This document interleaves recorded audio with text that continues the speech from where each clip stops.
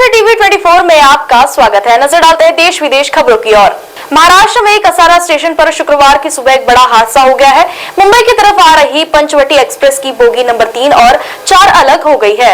यह घटना सुबह के 8:45 बजे घटी और 9:02 में दोनों बोगियों को जोड़ा गया। ट्रेन की सुरक्षा के बारे में आश्वस्त होने के बाद 9:15 में इसे रवाना किया गया। इस घटना के बाद ट्रेन करीब 35 मिनट तक रुकी रही। हालांकि इस घटना में किसी के हाथाहाथ होने की कोई जानकारी नहीं है। महाराष्ट्र के गढ़चिरौली में दोदराज भामरागढ़ ब्रिज में माओवादियों द्वारा आईडी हमले में C-60 टुकड़ियों के 2 जवान घायल हुए हैं। यह हमला तब हुआ जब जवान सड़क पर तलाशी अभियान चला रहे थे। फिलहाल इलाके की जांच चल रही है। टमाटर, प्याज और आलू फिर रसोई घर का बजट बिगाड़ रहे हैं। दिल्ली NCR में खुदरा बाजार में टमाटर के दाम 100 रुपए प्रति किलो तक पहुंच गए हैं। हाल ही में पड़ी भीषण गर्मी से टमाटर की आवक पर असर पड़ा है। वहीं आलू 40 रुपए व प्याज 50 रुपए किलो तक पहुंच गया है। उपभोक्ता मामले के मंत्रालय के मुताबिक टमाटर की औसत कीमत 58.25 रुपए किलो है।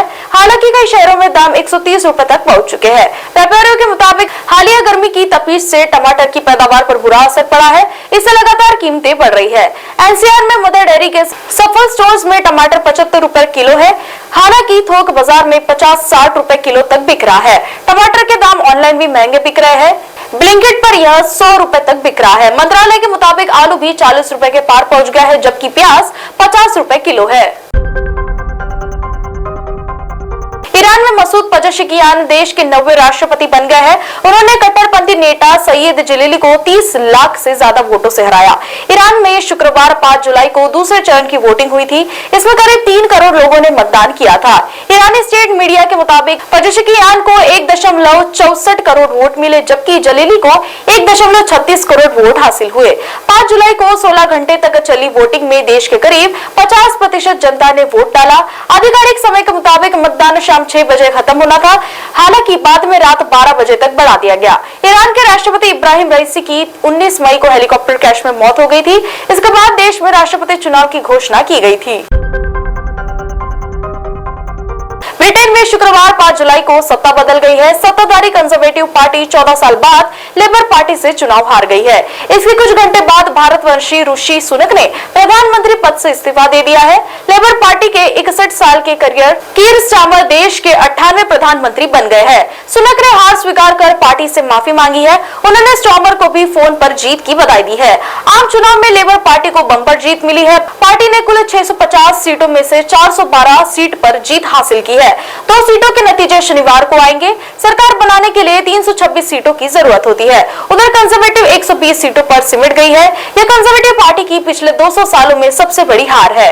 कीर स्टारमर ने अपनी कैबिनेट का गठन कर लिया है। उन्होंने ऐतिहासिक कदम उठाते हुए रेचल रिवीज को वित्त मंत्री बनाया है। वह इस पद को हासिल करने वाली पहली महिला है। रिवीज 45 साल की है। उन्होंने बैंकिंग सेक्टर से अपना करियर शुरू किया था। श्री अमरनाथ यात्रा के लिए देश भर से आ रहे श्रद्धालुओं में भारी उत्साह है। बाबा बर्फानी के दरबार में पहुंचने को श्रद्धालु आतुर है। इसी बीच शुक्रवार को 21,686 श्रद्धालुओं ने पवित्र हिमलिंग के दर्शन किए, जिससे पिछले 7 दिन में यह आंकड़ा 15,942 पहुंच गया। हालांकि श्री अमरनाथ जाइन बोर्ड की ओर से आधिकारिक आंकड़ा जारी नहीं किया गया। इसी बीच आधार शिविर भगवती नगर जम्मू से श्रीनगर से नेशनल कॉन्फ्रेंस नेका के सांसद रहुल्ला मेहदी ने कहा कि आगामी विधानसभा चुनाव में उनकी पार्टी जम्मू कश्मीर को पूर्ण राज्य का दर्जा और अनुच्छेद 370 छीने जाने के मुद्दे को लेकर जनता के बीच जाएगी। साथ ही भूमि अधिकार, रोजगार सहित अन्य स्थानीय मुद्दों को भी उठाया जाएगा। शुक्रवार को नेशनल कॉन्फ्रेंस की घोषणा पत्र समिति की बैठक के बाद मीडिया से बातचीत करते हुए रहुल्ला ने ये बात कही है। रहुल्ला ने कहा कि बैठक में भूमि अधिकार, बेरोजगारी, बिजली के बढ़ते बिल, पावर प्रोजेक्ट्स, आरक्षण, पर्यटन, शिक्षा, स्वास्थ्य, शहरों के विकास व अन्य मुद्दों पर चर्चा हुई है। इन सब पर फिर से चर्चा कर उन्हें घोषणा पत्र में शामिल किया जाएगा। उन्होंने कहा इन सब मुद्दों पर सामान्य चर्चा हुई है, जिसमें सदस्यों ने विभिन्न मुद्दों को रेखांकित किया है। इस पर सहमति बनी है कि अगर विधानसभा चुनाव होते हैं तो पूर्ण राज्य का दर्जा, 370 व अन्य स्थानीय मुद्दों को लेकर जनता के बीच जाएंगे। साथ ही जनता से भी राय लेकर घोषणा पत्र तैयार किया जाएगा। देश विदेश की खबरों में फिलहाल इतना ही।